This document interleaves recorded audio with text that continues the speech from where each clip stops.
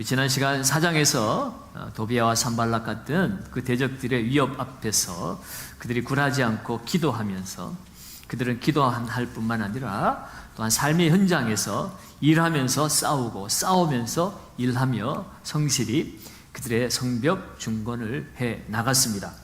그런데 이렇게 외부에 대한 적들에 대해서는 힘을 합쳐서 잘 막아내었음에도 불구하고 오늘 본문 5장에 와서는 내부의 문제들이 크게 일어나기 시작한 것을 알 수가 있습니다. 오늘 제가 항상 다 읽지는 않았습니다만 이 성벽 재건 공사를 하게 되다 보니 유대 공동체가 이 경제적인 위기를 겪게 되었습니다. 부자들은 워낙 쌓아놓은 돈이 있으니까 수입이 없어도 살만한데, 이 가난한 사람들은 일해야 될 시간에 일도 해야 하고 또 대적들을 맞서서 또 경비도 해야 되고 하다 보니 이 수입이 점점 줄어들기 시작했습니다. 잠깐 나가서 한 2, 3일 정도 부역하고 돌아와서 자기 생업에 종사를 하고 또 수입을 가지고 또 일상생활을 영위할 수 있었을 텐데, 성벽 재건에 다 동원이 되어지고 자기들의 어떤 생업에는 소홀히 할 수밖에 없다 보니 이 경제적 어려움을 당하게 되었습니다. 이 성벽을 다 완공할 때까지 시일은 약 52일이 기간이 걸렸습니다. 그러나 여러분, 52일이면 한 달이 넘는, 한 달 하고 2달 가까이 되는 시간 아닙니까? 일주일만 생업을 포기해도 경제적인 타격을 받을 수밖에 없는데 52일 동안 생업을 포기하고 이 성벽 공사에 동원이 되어져서 제대로 잠도 못 자고 또 이렇게 살아간다는 것, 만만치 않은 일이었음에 틀림이 없을 것입니다. 그렇다고 성벽 공사했다고 해가지고 네가 손해본 만큼 내가 거기에 대해서 보상을 해줄게 라고 또 누군가 그것을 채워주는 사람도 없었습니다. 이러한 상황을 부자들이 악용하기 시작했습니다. 가난한 사람들이 힘겹게 살아가고 있다면 이때 공동체의 하나된 마음으로 넉넉한 사람이 가난한 사람들을 좀 도와줄 수 있어야 하는데, 오히려 이 틈을 이용해서 자기의 그 부를 더 많이 가지려고 꾀를 내어버렸습니다. 어려운 사람들에게 자, 그러면 내가 돈을 빌려줄게 라고 말하고 높은 이자를 쳐서 그것을 받아서 자기의 영리에 사용을 한 거죠. 그리고 빚을 갚지 못하면 담보물로 여러 가지 땅이나 포도원들을 잡아다가 그것도 갚지 못하면 자기 소유로 취하고, 그래도 빚이 남아있으면 아들과 딸을 노예로 팔으라고까지 강요를 하는 지경까지 이르렀던 것입니다. 이것은 큰 비극이 아닐 수가 없습니다. 여러분, 성벽 재건을 하는 이유가 뭐라고 그랬습니까? 성전 중심의 삶을 회복하기 위함이라고 그랬습니다. 성전 중심의 삶이라고 하는 것은 단순하게 건물 성전을 말하는 것이 아니라 하나님 중심의 신앙생활을 제대로 할 수 있도록, 염려 없이 하나님 중심의 삶을 살 수 있도록 성벽 재건을 하고 있는데, 지금 그 틈을 타서 지금 이스라엘 백성들 안에서 이루어지는 일은 전혀 하나님의 뜻과는 상관이 없는, 오히려 하나님이 싫어하는 일들이 이 유다 그 공동체 안에서 이루어지고 있었던 것입니다. 이러한 부당한 부자들, 귀족들의 이 처세술 때문에 유다 공동체가 심각한 내분의 위기에 처해졌습니다. 그래서 우리 읽지 않았지만 1절에 보면, 1절 한번 봅니다. 그때에 바로 이러한 일들이 지금 대두되는 바로 그 상황 속에서 백성들이 그들의 아내와 함께 크게 부르짖어 그들의 형제인 유다 사람들을 원망했다라고 말하고 있습니다. 백성들의 원망이 하늘에 닿았습니다. 남편이 아내와 함께 울부짖으면서 하나님 앞에 부르짖고 있습니다. 이 부르짖다라는 말은 단순히 소리를 크게 하는 정도가 아니라 그야말로 방성대곡하는 그런 모습을 오늘 우리에게 알려주고 있습니다. 이집트에서 노예 생활하고 있던 이스라엘 백성들이 그들이 너무 견디기 힘들어서 하나님 앞에 울부짖고 기도함으로 하나님께서 이스라엘 백성들을 출애굽시켜 주셨을 때, 그때와 같이 지금 이들은 먹을 것이 없고 심지어 자녀들을 노예로 팔아버려야만 하는 상황까지 오게 되었다고 하니, 그것도 이집트의 이방 사람들의 착취를 당해서 그랬다면 그나마 또 아이고 이방 사람들이 하나님을 몰라서 그렇다라고 그렇게 이야기할 수도 있겠지만, 아니 하나님을 섬기는 하나님의 백성이 자기의 동족들의 그 연약함을 이용해서 이자를 폭리를 취하고 그들의 땅을 담보 잡히고 나중에는 그들의 자녀들까지 노예로 팔아버리려고 하는 이러한 상황까지 오니 하나님 앞에 울부짖으면서 그 같은 유다 백성들끼리 서로 원망을 하고 있었습니다. 그 백성들의 울부짖음과 그 울부짖음의 이유가 2절에서 5절 사이에 나와 있습니다. 앞서 말씀드린 그런 상황들이 벌어진 거예요. 이러한 이유를 느헤미야가 들었습니다. 듣고 나서 6절에 보니까 크게 노했다라고 기록하고 있죠. 내가 백성의 부르짖음과 이런 말을 듣고 크게 노하였다. 크게 노하였다. 울부짖는 가난한 이들의 그 목소리는 하나님 앞에서 정당한 부르짖음이었습니다. 그리고 그 부자들과 귀족들의 행태는 하나님 보시기에 벌을 받아 마땅한 사람들의 행태였습니다. 그러니 느헤미야는 그 귀족들과 부자들에게 대노할 수밖에 없었습니다. 그런데요, 오늘 7절 말씀을 보면 이 느헤미야가 그냥 감정적으로 화를 내고 그들을 질책한 것이 아니었습니다. 7절 말씀을 보시면 7절 상반절에 이렇게 기록하고 있습니다. 깊이 뭐하고요? 생각하고 귀족들과 민장들을 꾸짖어 그들에게 이르기를. 지금 귀족들과 그 지도자들, 민장들을 꾸짖었습니다. 너희들이 어떻게 그럴 수가 있느냐? 백성들을 돌보고 그 백성들을 잘 살도록 인도해야 될 너희들이 어떻게 오히려 그 백성들의 약함을 틈타서 너희들의 이익을 위해서 백성들을 힘들게 괴롭히느냐라고 당연하게 질책을 하죠. 그런데 그냥 감정적으로만 화를 내고 만 것이 아니라 꾸짖기 전에 깊이 생각하고 꾸짖었다라고 이렇게 나와 있지요. 여러분, 죄에 대해서 당연히 우리는 분노해야 합니다. 그러나 우리가 아무 생각 없이 그냥 감정적으로만 응대를 해버리면, 물론 죄가 나쁜 것이기는 하지만 자기가 죄 지은 것에 대해서 생각하기보다는 저 사람이 나한테 분노하네, 저 사람이 나를 책망하네, 그것만 생각하다 보니까 자기의 죄를 돌아보지 못하고 감정적으로 서로 싸우고 서로 적대시하게 되는 일들이 얼마나 많이 일어나는지 모릅니다. 그래서 오늘 느헤미야는 죄에 대해서 분노하고 있지만 그러나 감정적으로 대하지 않고 깊이 생각했다. 그 말은 이성적인 그런 접근 방법을 가지고 그들에게 다가갔다는 것입니다. 여러분, 오늘 우리도 이 땅을 살아가면서 수많은 사람들과 관계하며 살아갑니다. 어떤 사람들은 감정적으로 사람들과 관계하는 사람들이 있고, 어떤 사람들은 이성적으로 사람들과 관계하는 사람들이 있습니다. 여러분, 감정적으로 다가가다 보면 일이 해결되기는커녕 오히려 더 깊은 수렁에 빠지기도 하고 엉뚱한 방향으로 튀어버리기도 하지요. 그렇다고 해서 이성적으로 하는 것이 다 옳으냐? 그것도 아닙니다. 이성적으로 하다 보면 너무나 사무적이어서 또 오히려 일이 그르치게 되는 것도 있습니다. 그럼 여러분, 오늘 우리는 감성과 이성 이런 것들이 적절하게 균형 있게 조화가 되어야 할 필요가 있습니다. 그런 훈련들이 우리 안에 필요하다는 거죠.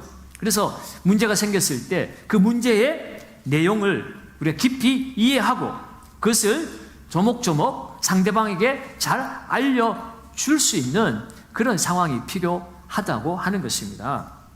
그래야만이 상대방이 적대감을 가지지 아니하고 함께 이 문제를 풀어갈 수가 있지요. 근데 대부분의 경우 저도 그렇습니다만 너무 감정으로 흥분하다 보면 상황을 전달하지 못하고 제 화난 것만 전달이 될 때가 있어요. 왜 화를 내고 있는지 거기에 대해서 상대방이 받아들이지 못하고 알 수도 없고 이 사람이 나한테 화낸다 그것만 받아들이게 됩니다.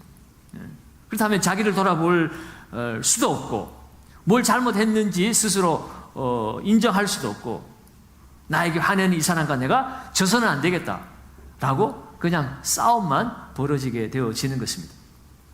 오늘 느헤미야는 사람들에게 그저 내가 생각해보니까 그냥 너희들은 나쁜 놈이야 그게 아니라 이성적으로 다가갔다고 그랬어요. 깊이 생각했다고 그랬습니다.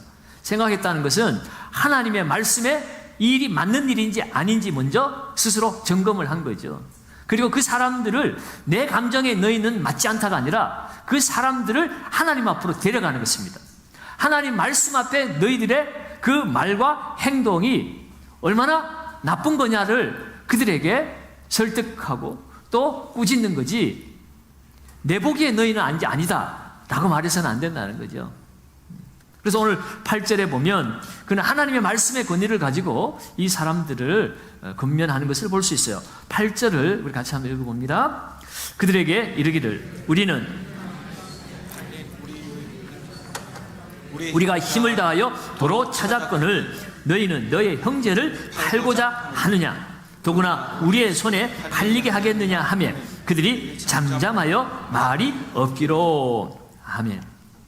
네, 지금 뭐라고 얘기합니까? 우리는 이방인의 손에 팔린 우리 형제 그 유다 사람들을 우리가 힘을 다하여 그들을 성량하고 그들을 자유인이 되게 해서 우리가 데려오지 않았느냐. 그런데 이제는 너희가 너희 형제를 판다고 하니 이게 말이나 될 법한 소리냐 라고 이야기를 하고 있습니다. 지금 뭐라고 얘기해요? 지금 같이 이 성벽을 건축하는 그 동료들은 형제라고 말하는 거예요. 하나님의 자녀, 하나님의 가족이라고 말하고 있죠. 너희가 이방 사람들처럼 사람을 매매의 수단, 이익의 수단으로 상대하지 말아야 한다. 너희들이 지금 함께 이 성벽을 건축하는 이유가 뭐냐? 바로 우리가 성전 중심의 신앙생활, 하나님 중심의 신앙생활 하려고 함이 아니냐? 그 하나님이 누구냐? 우리의 아버지가 아니냐? 우리의 하나님이 아니냐? 우리의 주인이 아니냐? 우리는 함께 한 몸 하나 된 가족 아니냐? 형제 아니냐? 그것을 지금 일깨우고 있는 것입니다. 하나님의 자녀가 어떻게 다른 사람의 종이 되어 살 수가 있느냐는 거죠. 하나님의 백성은 하나님의 종으로 살 뿐이지 사람의 종이 되어서는 안 된다고 하는 것을 일깨워주고 있는 것입니다. 그래서 오늘 9절 말씀에 보면 내가 또 이르기를 너희의 소행이 좋지 못하도다. 우리의 대적 이방 사람의 비방을 생각하고 우리 하나님을 경외하는 가운데 행할 것이 아니냐라고 말하고 있습니다. 너희의 소행이 좋지 못해. 왜? 그것은 하나님을 경외하는 가운데 나오는 행동이 아니기 때문이라는 것이에요. 하나님의 백성이 하나님 백성답게 살아야 하는데 하나님을 경외하지 않는 이방인들처럼 살아가고 있다는 것이에요. 여러분, 우리 하나님을 경외하는 가운데 행하라라고 말하고 있어요. 이 경외한다라고 하는 말은 하나님을 공경하고 두려워한다는 말이죠. 하나님을 공경하고 두려워한다면 어찌 하나님 앞에서 하나님의 자녀를 너희의 노예로 삼으려고 하느냐? 돈을 빌려주고 돈 못 갚았다고 노예로 삼고 시장가보다 더 비싼 폭리를 취하고 이런 나쁜 짓을 어떻게 하나님 앞에서 할 수 있느냐라고 말하고 있습니다. 형제는 부의 수단이 아니라는 거예요. 거래의 대상이 아니라는 것입니다. 오히려 하나님을 경외한다면, 하나님을 공경하고 두려워한다면 형제를 나의 이익의 수단으로 삼는 것이 아니라 오히려 그들의 고통에 내가 더 관심을 가지고 내 것으로 그들을 도울 수 있는 그런 것이 진정한 하나님 앞에 경외하는 자의 모습이 아니겠느냐라고 말하고 있는 것입니다. 이렇게 느헤미야는 하나님의 말씀에 근거하여서 하나님을 경외하는 법이 무엇인가를 이 백성들에게 알려주고 있습니다. 그러면서 아주 구체적으로 해결 방법을 제시를 하죠. 10절과 11절 말씀입니다. 10절과 11절을 같이 한번 읽습니다. 나와 내 형제와 종자들도 역시 돈과 양식을 백성에게 구워 주었거니와 우리가 그 이자 받기를 그치자. 그런즉 너희는 그들에게 오늘이라도 그들의 밭과 포도원과 감람원과 집이며 너희가 구워준 돈이나 양식이나 새 포도주나 기름의 100분의 1을 돌려보내라. 아멘. 이자도 받지 말고 이제까지 부당하게 축적한 것이 있다면 그 모든 것을 다 돌려주라라고 이야기를 합니다. 여러분, 하나님의 백성들이 함께 돈 거래해서는 안 돼요. 필요한 경우에 부득이하게 돈을 거래하는 경우가 있다면 거기에 이자 놀이해서는 안 됩니다. 빌려줘서 내가 못 받아도 상관이 없다 싶으면 빌려주세요. 그런데 돈을 빌려주고 얼마를 이자를 쳐서 이자 못 갚으면 또 뭐 다른 것도 더 가져오고 이런 것은 교회 안에서 형제 간에 할 수 있는 일이 아닙니다. 해서도 안 되고요. 절대로 여러분 교인들 간에는 돈거래 하지 마십시오. 해서는 안 됩니다. 정말 내가 도와줘야 될 일이 생긴다면 내가 이 돈 띄어도 내 돈 아니라고 그렇게 내가 충분하게 내가 받아들일 수 있을 때 그때 빌려주시고, 그렇지 않으면 아예 빌려주지를 마세요. 괜히 빌려줘놓고 이자가 왜 안 들어오느니 뭐 어쩌니 다른 거 내놔라 그러면서 옥신각신 교회 안에서 돈 갖고 싸우면 덕이 되지를 않습니다. 그 틈을 마귀가 타고 들어올 수밖에 없습니다. 오늘 느헤미야도 공동체가 돈 때문에 무너질 것을 너무나 잘 알고 있기 때문에 부당하게 받았던 모든 돈, 재산, 뭐 노예 문서 이런 거 다 돌려주라고 얘기하는 거예요. 이것이 해결되지 않으면 성벽을 재건하는 일이 무산될 것이기 때문에 그렇습니다. 하나님 백성 되어지자고 성벽을 재건하는데 하나님 백성으로서의 그 삶을 회복하지 못하고 이 성벽을 지은들 무슨 소용이 있겠느냐는 거죠.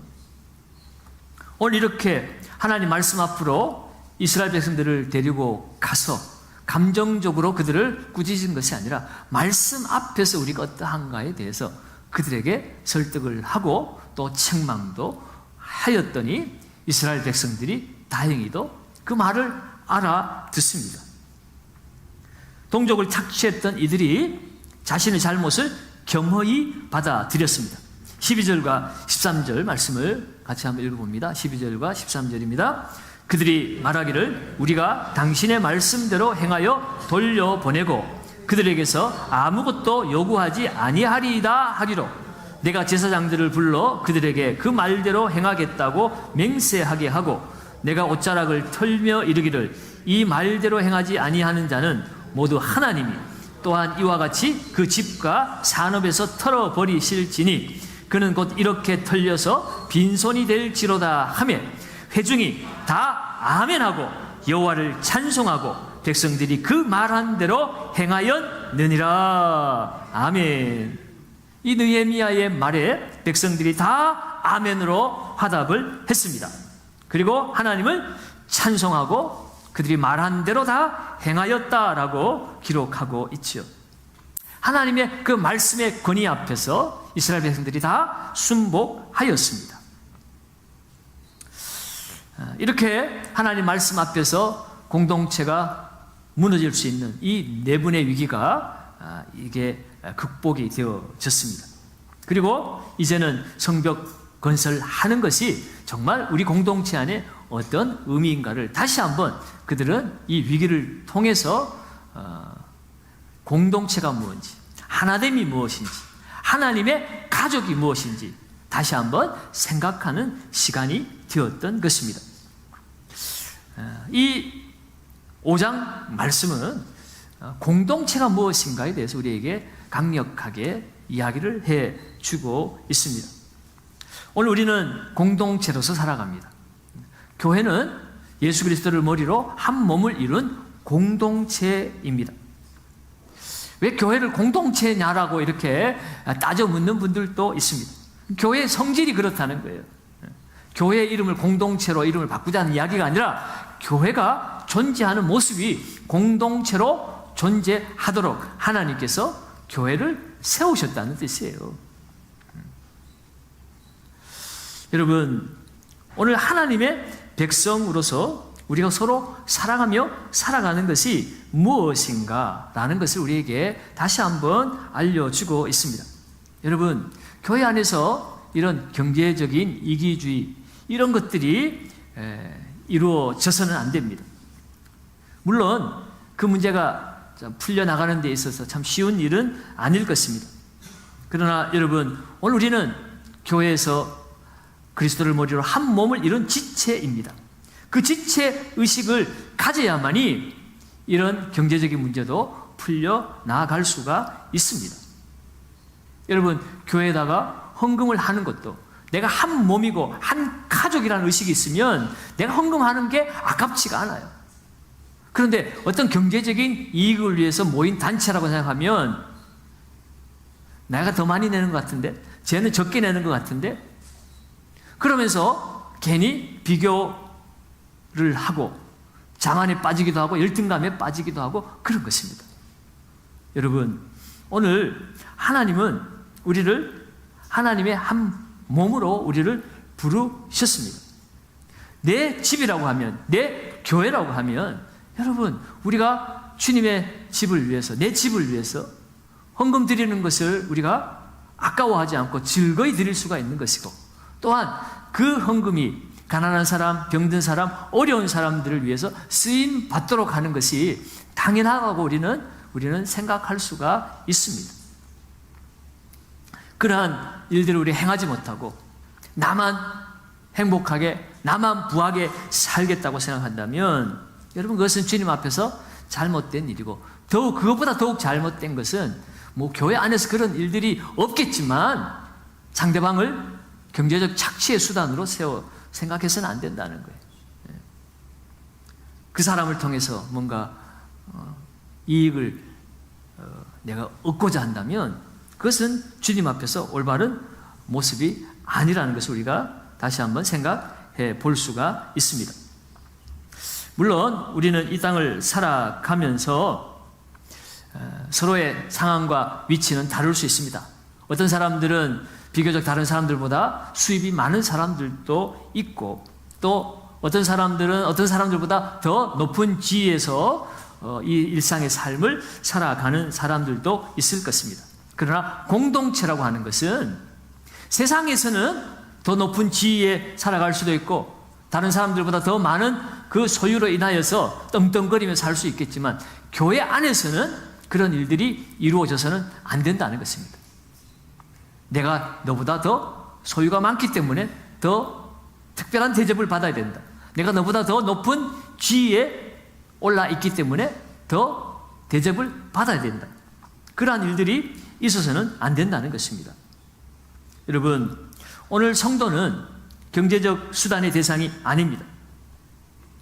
우리는 모두가 다 하나님 앞에 엎드려서 긍휼을 구해야 될 죄인임에 지나지 않습니다.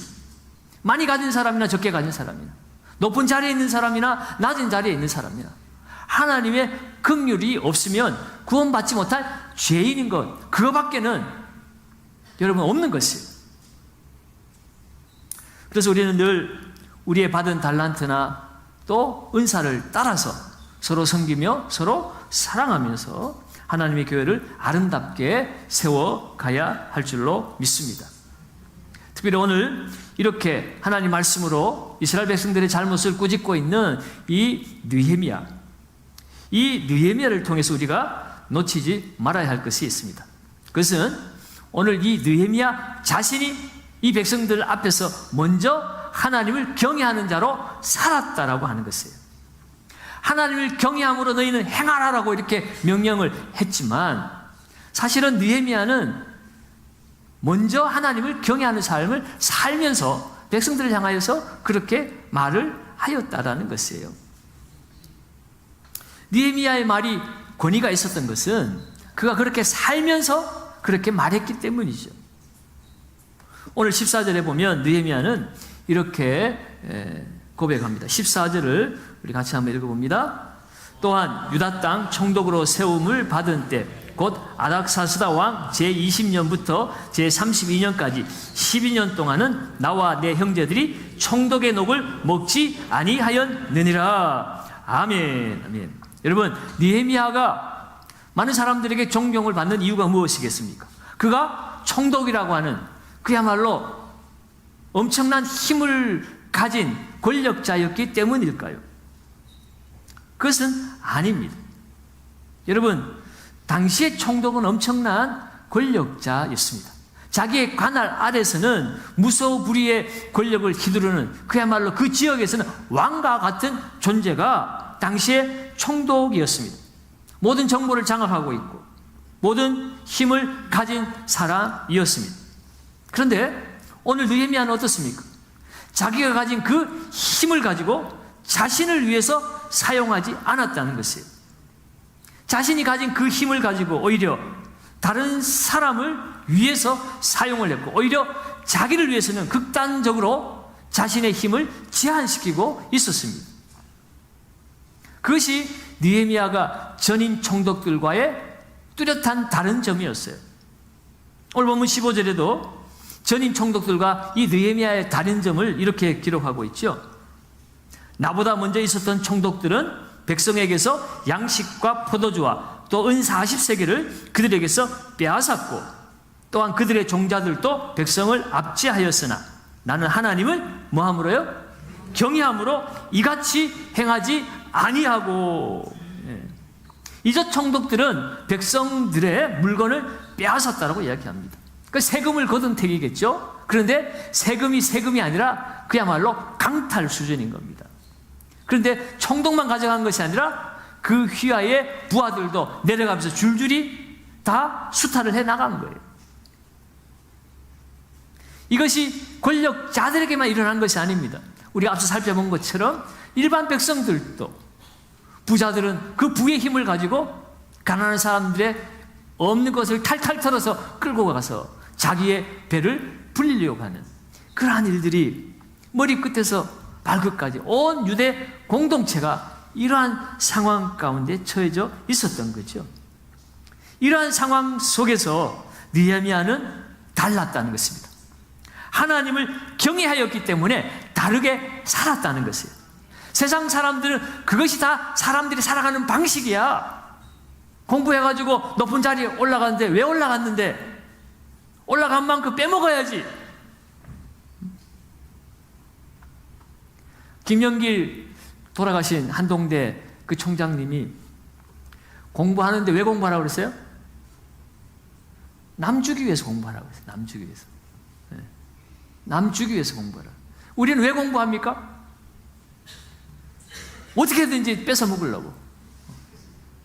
공부 많이 해가지고 힘을 얻어가지고 정보를 이용해가지고 어떻게든 남들 빼들어가지고 나만 배불리려고 우리 열심히 공부하잖아요. 높은 자리에 올라가고. 하나님은, 하나님을 경외하는 사람은 다른 사람을 섬기기 위해서 우리가 공부도 하고 또 높은 자리에도 올라가고 그런 것이에요. 하나님 나라에서는 섬기는 자가 높은 사람이라고 그랬어요. 이 땅에서 가치관과 완전 정반대잖아요. 우리는 하나님 나라를 소망하며 살아야 되는데 말은 하나님을 소망하며 살아가는데 우리의 몸은 이 세상의 가치관, 이 세상의 방식을 따라 똑같이 살아가고 있는 거예요. 이 땅에서 잠시 잠깐은 남들 위해서 군림하며 누리며 살게 될지는 모르겠지만 하나님 나라 가면 이제 이 세상 말 제일 꼬발이 가가지고 이제 부러워하면서 사는 거예요. 이 세상에 열심히 섬기며 겸손하게 사는 사람들은 이 세상에서는 빛을 못 보고 사람들 앞에 대접받지 못했지 모르지만 하나님 나라 가면 영원히 하나님께서 별과 같이 빛나는 인생으로 하나님이 높여주시는 겁니다. 이 세상에 우리는 낮아지지만 하나님이 우리를 높이셔야 그게 진정한 높임이잖아요. 그죠? 느헤미야의 위대한 점은 그가 총독이었기 때문에 당시에 누구도 가질 수 없는 무소불위의 권력을 가진 사람이었기 때문에 이 느헤미야가 훌륭한 사람이다가 아니라 그는 그 힘을 어디에 쓸 줄 아는 사람이었기 때문에 훌륭한 사람이었다는 거예요. 단순히 높은 지위, 힘이 있었기 때문에 그가 위대한 사람이 아니라 나에게 힘을 주신 그 하나님 앞에서 내가 어떻게 살아야 하는가를 아는 사람이었기 때문에 느헤미야가 위대한 하나님의 사람이 될 수 있었다는 것입니다. 그는 총독의 녹을 받지 않았다. 지금 사람들이 가난해서 살기 힘든데 내 것을 위해서 챙기지 않았다는 거예요. 오히려 그것을 가지고 힘들고 어려운 그 백성들을 도왔습니다. 그의 식탁에는 17절에 보면 무려 손님만 150명이 있을 때도 허다했습니다. 그 사람들은 다 성벽 재건을 위해서 헌신하는 사람들이었어요. 그리고 그 많은 인원들을 위해서 매일 소 한 마리, 살찐 양 6마리, 그리고 닭도 많이 준비를 하였다라고 18절은 기록하고 있죠.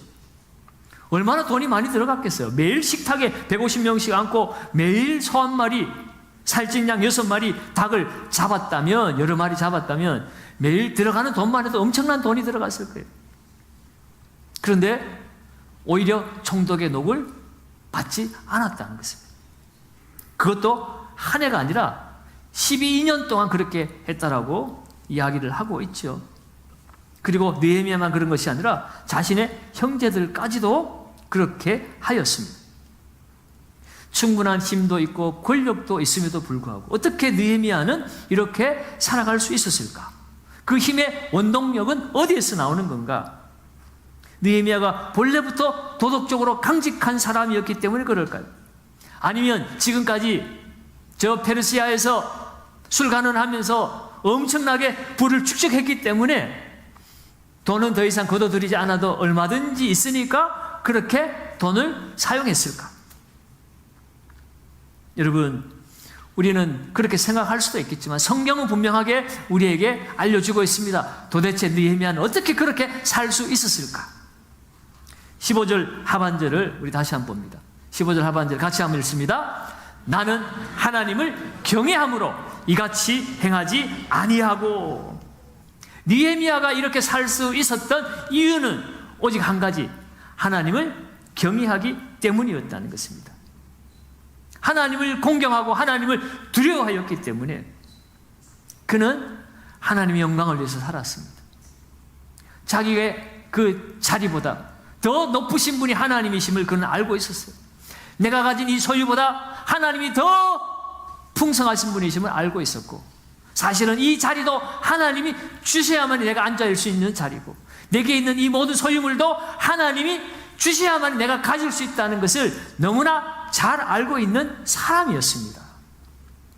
그래서 그는 하나님을 경외함으로 이같이 행할 수 있었다는 겁니다.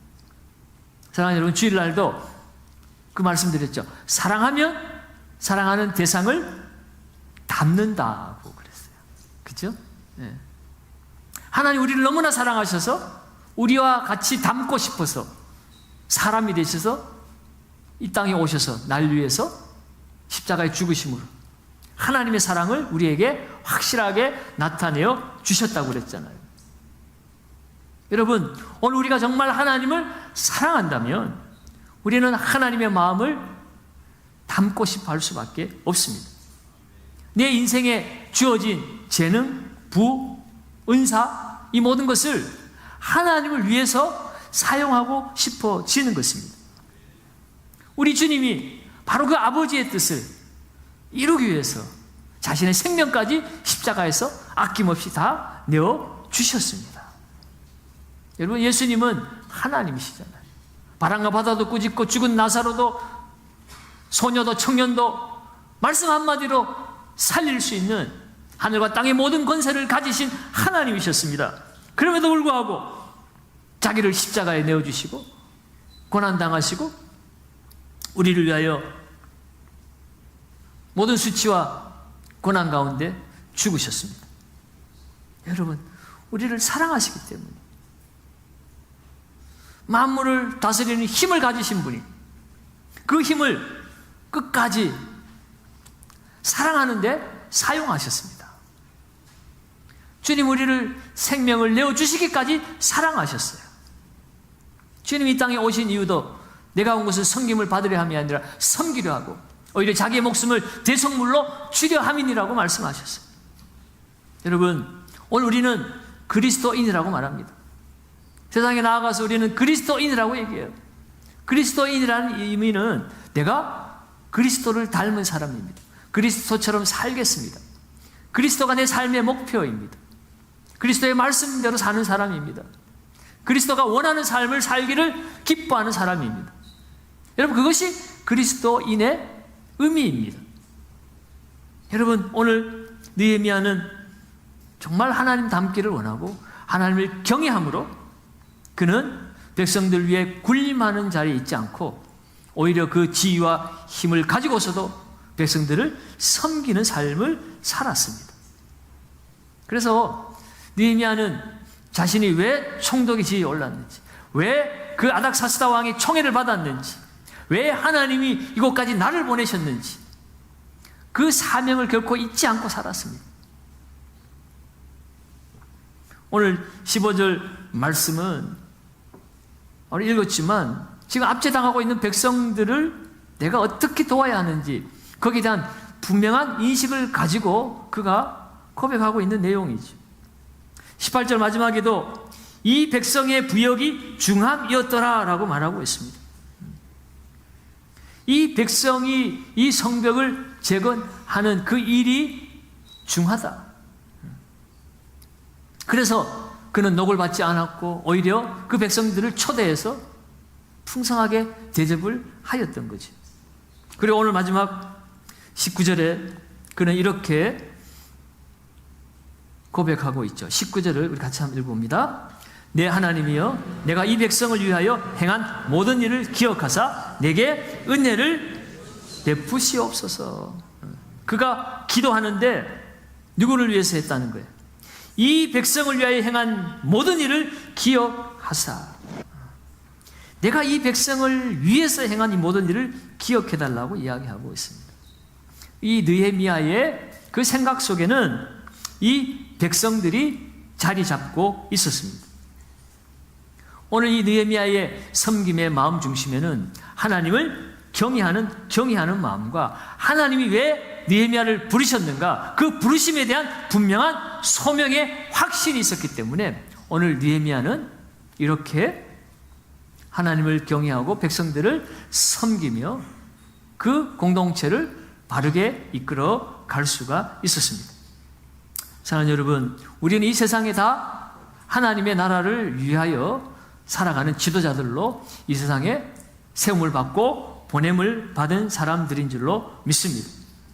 여러분, 오늘 우리의 삶의 모습을 바라보면서 나는 왜 못 가졌을까? 나는 왜 못 배웠을까? 나는 왜 이렇게 능력이 없을까? 라고 다른 사람들과 비교하면서 낙심하고 좌절하고 또 원망하고 있지는 않습니까? 지금까지 살아온 내 삶을 돌아보고 지금 내가 가진 내 이 소유물 가지고 내 경험 가지고 내 인생 전부를 평가하고 있지는 않습니까?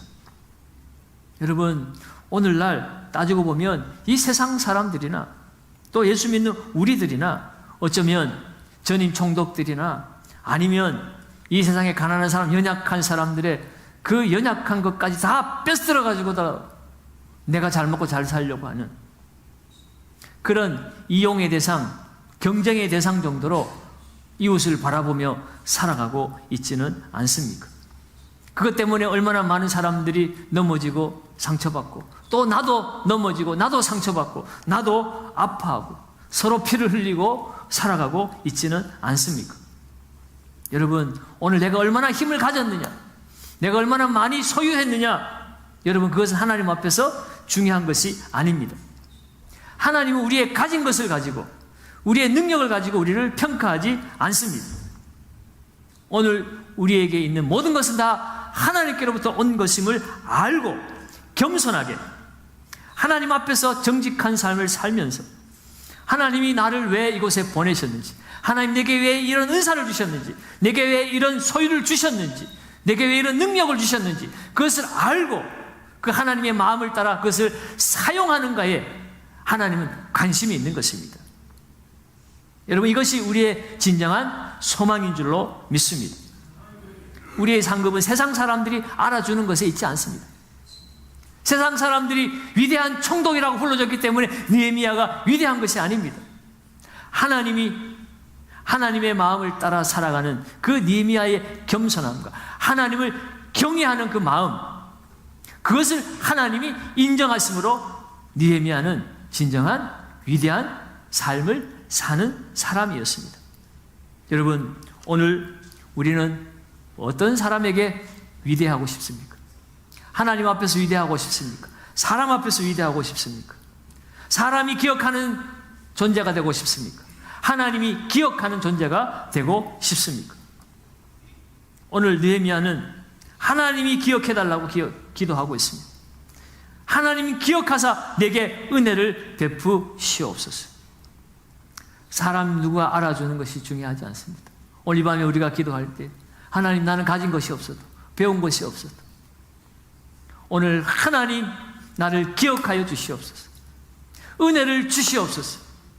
내 생명 있는 동안 내 시간, 재능, 물질 이것을 가지고 하나님 영광을 위하여 살아갈 수 있도록 하나님 나를 도와주시옵소서. 오늘 기도하며 나아가실 수 있는 저와 여러분들 되시기를 예수님의 이름으로 축원합니다.